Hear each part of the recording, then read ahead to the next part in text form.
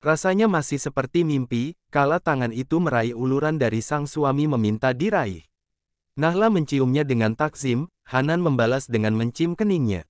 Hati kecil di relung terdalam berdesir, menyerukan sebuah harapan baik untuk kehidupan rumah tangganya.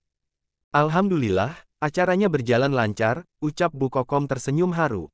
Walau seharian ini harus bergelut dengan panci, melihat senyum bahagia putrinya hatinya langsung adem. Rasa lelah yang melanda Sirna berganti dengan pegal-pegal yang akan menjadi pekerjaan baru untuk Bapak. Pak, nanti jangan lupa ya, pijitin Ibu, badanku pegel semua gegara nggak berhenti dari tadi pagi, bisik Bu Kokom setelah selesai acara. Masih ramai orang, keluarga besar Pak Hanan sebagian sudah pulang karena acara lamaran sekaligus ini ditutup dengan doa kebaikan untuk pengantin dan jamuan bersama. Hanan sendiri masih menemani sebagian keluarganya sambil menikmati jamuan. Sementara Nahla di ruang tengah bersama Ica dan beberapa saudara dari Nahla itu sendiri. Ica mau makan, tanya Nahla memperhatikan putrinya yang enggan beranjak dari dirinya. Gadis kecil itu adalah orang yang paling bahagia karena sudah boleh merubah panggilan pada Miss Nahla menjadi Mama. Akhirnya aku punya ibu, celetuk Ica yang seketika membuat Nahla terenyuh. Kasihan sekali anak ini, selalu menganggap dirinya tidak punya ibu lantaran maut memisahkan mereka sedari bayi. Iya, Ica punya ibu sekarang, panggil saja sesuai keinginanmu, jawab Nahla menarik dalam pelukan. Terlihat begitu klop dan kompak. Kedekatan mereka memang tidak bisa diragukan lagi, Nahla yang tulus akhirnya mengantarkan dirinya pada jodohnya. Dek, itu keluargaku mau pamit, keluar dulu, ucap Hanan menemui istri dan anaknya. Nahla mengangguk, bersalaman dengan beberapa penggiring pengantin pria secara bergantian. Selamat menempuh hidup baru, Samawatil Janah. Titip Hanan dan Ica dek, terima kasih sudah membersamai keponakan saya selama ini, ucap Ajeng memeluk adik iparnya. Bahagia sekali ketika dikabari untuk datang ke Bandung untuk menemani lamaran adiknya. Ajeng sudah mendengar banyak tentang Nahla, bahkan Hanan membagi cerita kedekatan dengan putrinya yang begitu kental. Seakan mereka tak bisa dipisahkan. Amin, insya Allah Mbak, terima kasih sudah datang, hati-hati. Niat hati pulang ke kediaman adiknya dulu dengan rehat barang sehari 2 hari, malah baru sampai belum juga istirahat Mama Ajeng dan Papa Abi mendapat kabar tak sedap dari putrinya. Kedua orang tua itu langsung bertolak pulang. Mereka bahkan pamit ke Hanan karena pria itu masih stay di rumah mertuanya. Belum pulang alias ditinggal oleh rombongan.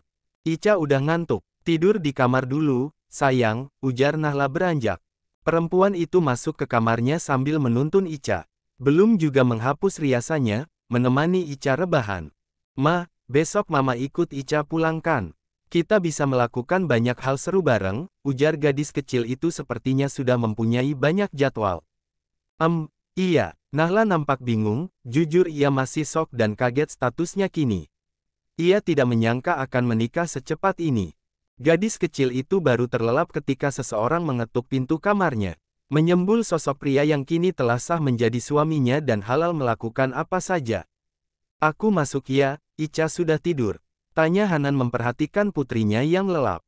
Iya, kamu kalau mau pulang nggak apa-apa, Ica biar nginep di sini saja sama saya, kasihan sudah bobo, ujar Nahla masih canggung dan kaku. Pengennya langsung bawa kamu pulang malam ini juga, itu kalau kamu tidak keberatan, pinta Hanan duduk di tepian ranjang. Aku masih ingin di sini Mas, kalau Mas berkenan, aku mau ikut setelah acara pernikahan resmi saja, jawabnya penuh dengan perhitungan. Kenapa, nggak harus nunggu 2 minggu ke depan, kita kan udah sah, mau serumah juga nggak masalah. Jangankan seatap, berdua di kamar juga boleh. Uhuks. Nahla langsung keselak ludahnya sendiri. Ia masih grogi membahas perajangan. Sementara Hanan malah tersenyum tipis melihat istrinya yang memerah malu-malu. Aku pinjam sarung sama kaos yang besar ada nggak, Dek? Pengen ganti, nggak nyaman kalau tidur pakai gini, ujar Hanan sembari membuka kancing di lengannya.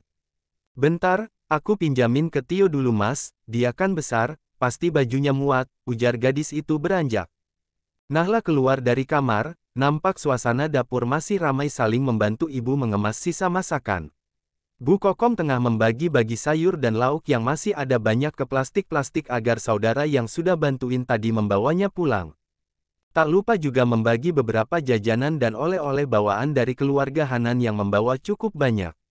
Jadi, suasana ruang tengah dan dapur masih ramai. "Permisi Bu, Cing," seru Nahla setengah membungkukkan badannya hendak menuju kamar Tio yang berseberangan dengan kamar dirinya. Perempuan itu meminjamkan baju santai dan sarung dari Tio untuk Hanan. "Ini Mas," ujar gadis itu memberikan pada suaminya. "Makasih," jawab Hanan sembari menatap wajahnya yang menundukkan pandangan. "Mau kemana?" tanya pria itu menghentikan langkah Nahla. "Keluar dulu, kan Mas mau ganti," jawab perempuan itu jelas masih malu. Hanan tersenyum melihat istrinya yang keluar dari kamar. Balada menikahi perawan, harus sabar karena masih benar-benar polos dan belum mengerti. "Lapar Mbak, semangat sekali," tanya Tio menemui kakaknya yang mengisi salah satu kursi makan. "Iya, dari siang belum makan, perutku udah melilit," jawabnya jujur. Karena saking sibuknya menyiapkan acara tadi, Nahla bahkan sampai benar-benar lupa mengisi perutnya. Beruntung tadi tidak pingsan karena mendadak jadi istri. Walau pastinya masih terkaget-kaget dan rasa tidak percaya, tetapi nyaya dan real fakta. Statusnya sudah berubah sejak beberapa puluh menit yang lalu. "Suamimu nggak kamu ajak makan sekalian Nduk? Siapa tahu lapar juga, tadi sepertinya nggak ikut jamuan loh." Ibu mengingatkan demi melihat putrinya makan sendirian. Aku lupa nawarin Bu," jawab Nahla menghentikan kunyahannya. "Jangan bilang kamu juga lupa kalau sudah jadi istri orang," tegur ibu masih sibuk aja. Sebagian saudara sudah pada pulang karena memang sudah malam. Tersisa segelintir dua orang yang masih berbincang hangat dengan Bapak. "Dia masih keluarga dekat dari Bapak." "Insya Allah nggak lupa Bu, dan jangan sampai lupa," jawab Nahla beranjak ke kamar. Terlihat Hanan tengah sibuk menggantung baju miliknya. "Mas, sudah makan belum? Aku lagi makan, mau bareng sekalian," tawar Nahla menghampiri suaminya. "Enggak dek, masih kenyang, mau ke kamar mandi aja," ucap sahut pria itu lalu beranjak. Keduanya sama-sama keluar dari kamar. Hanan ke belakang sementara Nahla kembali merampungkan makan malamnya. Kali ini pindah posisi menempati ruang tengah sambil menenteng piringnya. "Makan Bu, pasti Ibu belum makan juga kan?" tebak Nahla demi memperhatikan kesibukan Ibu sedari siang, bahkan pagi lebih tepatnya. Karena setelah dikabari langsung tancap gas mencari berbagai keperluan untuk acara.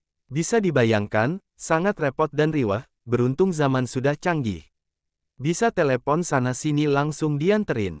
"Belum makan nasi, tapi udah banyak icip-icip tadi sambil eksekusi, jadi kenyang," jawab ibu sembari selonjoran. Nampaknya kaki ibu mulai protes dan kremut-kremut. "Pindah kamar saja Bu, pasti capek banget, besok Nahla undangin Mbok Kartiem buat pijet." "Iya, Ibu ke kamar dulu Nduk," pamit beliau beranjak. Nahla ikut beranjak mengemas piring ke dapur. Mencuci tangannya, sekalian membersihkan piring kotornya bekas sisa dirinya. "Belum mau tidur, aku ke kamar dulu ya," ucap Hanan tiba-tiba di belakang tubuhnya. Spontan membuat Nahla kaget saja. Beruntung piring di tangannya tidak lepas. "Iya Mas, sebentar lagi nyusul," jawab Nahla mendadak deg-degan. Usai membersihkan satu piring yang sengaja dilama-lamain cuci tangannya, mendadak Nahla kepikiran kalau mereka bakalan sekamar bahkan mungkin seranjang. "Duh, kok jadi deg-degan ya?" batin Nahla melangkah galau. Gadis itu membuka pintu perlahan, melihat Hanan yang langsung mengarah padanya begitu pintu terbuka, kenapa mendadak horor, padahal pria itu tersenyum. Nahla balas tersenyum tipis, mendekati lemari menarik salah satu piyama dari lipatan yang tersusun rapi. Lalu neranjak, tetapi berhasil dihentikan suaminya. "Ganti di sini saja dek, aku nggak akan ngintip," seloro pria itu dengan senyuman. "Di luar aja Mas, bentar ya, sekalian mau gosok gigi," pamit Nahla memboyong baju gantinya.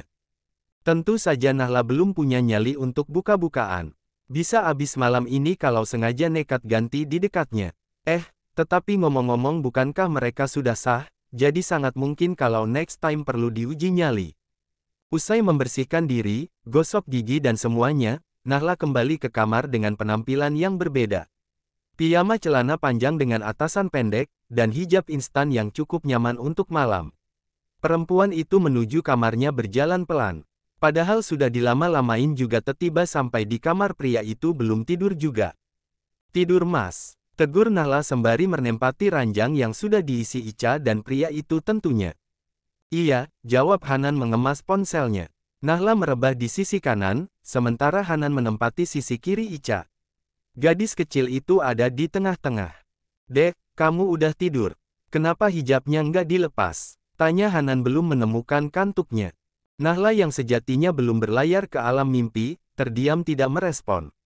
Lebih tepatnya pura-pura tidur sambil merem. Takut banyak mengobrol, apalagi diajak begadang semalaman. Hanan sedikit bangkit, mengintip istrinya yang nampak merem. Pria itu tersenyum, kembali merebah dengan memeluk Ica. Namun, tanpa diduga tangannya mampir sampai ke tangan Nahla.